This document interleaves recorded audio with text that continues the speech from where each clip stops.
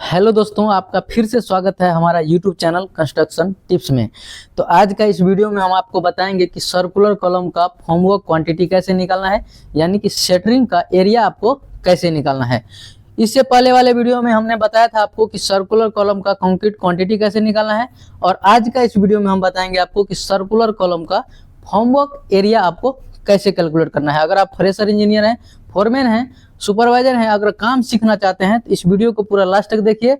आपको एक एक स्टेप पूरे आसान भाषा में आपको समझाने वाला हूं। तो आइए वीडियो स्टार्ट करते हैं। यहाँ पे देख सकते हैं how to calculate circular column formwork area, यानी कि हम कैसे कैलकुलेट करेंगे एक गोलाकार कॉलम है उसका एरिया कैसे निकालेंगे, यानी कि इसका क्षेत्रफल जो होता है वो कैसे निकालेंगे।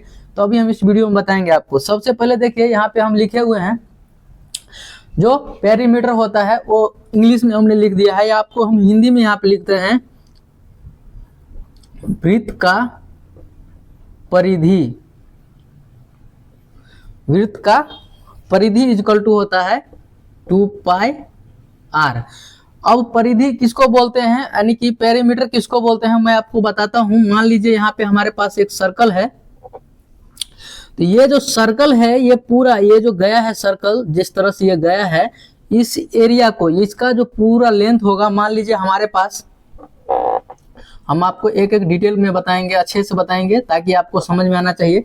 मान लीजिए हमारे पास कोई एक तार है, अगर इस तार को हम गोलाकार बेंड कर देंगे, अभी तो आपको इसको मेजरमेंट करना रहेगा तो आप सीधे मेजरमेंट कर दीजिएगा, बोल दीजिएगा 2 मीटर है, ठीक है, 3 मीटर है, या बोल दीजिएगा 600 है, ठीक है। तो इसी तरह से तो जब हम इसको बेंड करेंगे तो मान लीजिए हम बेंड किए तो हमारे पास क्या हो गया, सर्कल हो गया। तो सर्कल हो गया तो अब हम आपको बोलेंगे कि इसका आप मेजरमेंट कीजिए, कैसे होगा मेजरमेंट। तो इसी का मेजरमेंट होने के लिए ये फार्मूला होता है 2πr, यानी कि वृत्त का परिधि इक्वल टू होता है 2πr, यानी कि पेरीमीटर। हमने यहाँ पे लिख दिया है पेरीमीटर ऑफ सर्कल, जिसका फार्मूला होता है 2πr। हमने यहाँ पे हिंदी में भी लिखा है कि वृत्त का परिधि इक्वल टू होता है 2πr। तो यहाँ पे आप देख सकते हैं, इसका मतलब है कि हमको क्या करना है, आप अगर शटरिंग का क्वांटिटी निकालना है तो आपको क्या करना होता है, लेंथ इंटू विड्थ।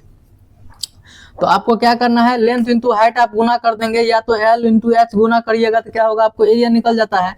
तो सेम उसी फार्मूला से आपको यहाँ पे हमने क्या किया, बताया आपको कि ये जो साइड से जा रहा है, ये जाता है, ये जितना इसका सर्कल है, आप सर्कल बनाने के बाद जो मेजरमेंट निकालते हैं उसी को पेरीमीटर बोला जाता है।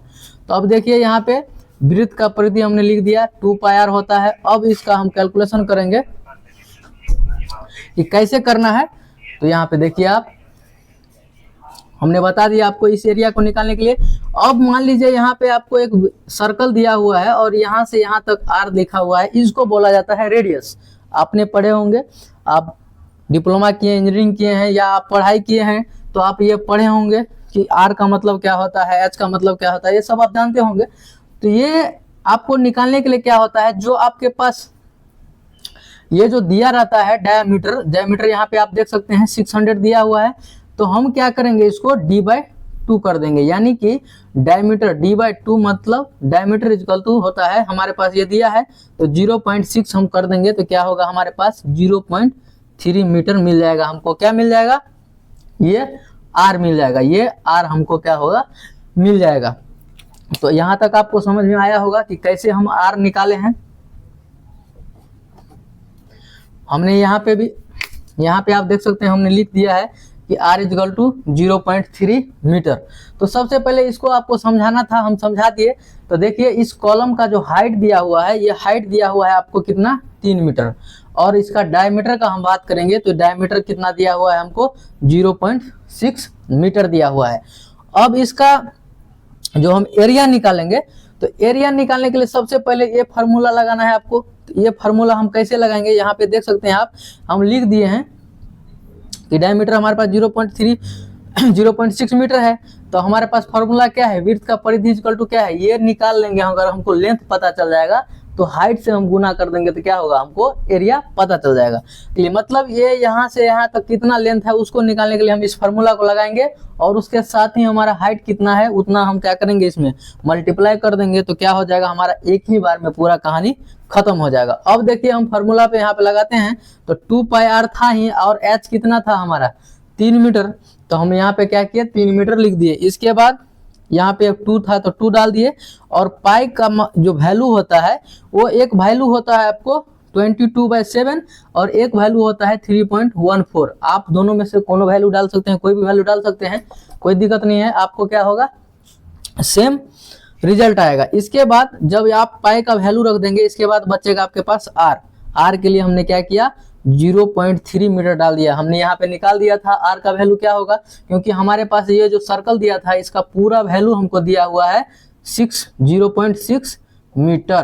तो 0.6 मीटर हमारा पूरा था, लेकिन हमको कितना चाहिए, आर चाहिए। आर निकालने के लिए हम क्या किए थे, d/2 कर दिए थे, यानी कि 0.6/d/2 किए थे, यानी कि 0.6/2 किए थे। तो हमको कितना आया था 0.3।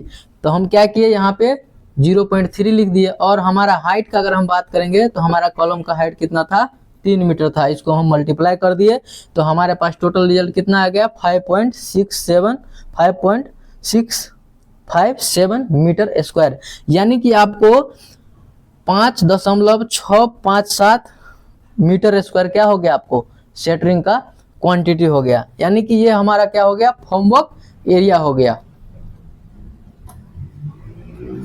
आपको क्या होगा, फॉर्मवर्क एरिया होगा। तो आपको एक बार फिर से हम रिवीजन करा देते हैं। देखिए कैसे कि हम इसको, कॉलम का हाइट दिया हुआ है और डायामीटर आपको कितना दिया हुआ है 0.6 मीटर। सबसे पहले क्या करना है, इसको d/2 कर देना है, यानी कि इसका हाफ कर देना है, तो आपके पास हो जाएगा 0.3 मीटर।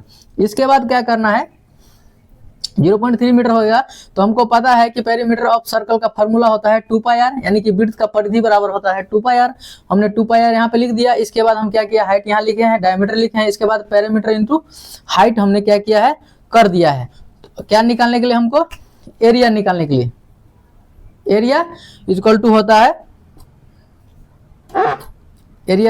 है पेरीमीटर इंटू हाइट।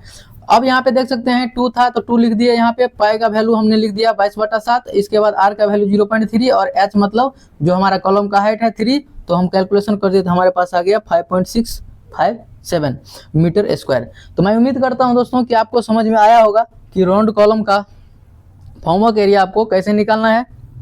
अगर हमारा वीडियो आपको थोड़ा सा भी अच्छा लगा होगा तो चैनल को लाइक, कमेंट और सब्सक्राइब जरूर कीजिएगा। बाकी वीडियो लास्ट तक देखने के लिए थैंक यू, धन्यवाद।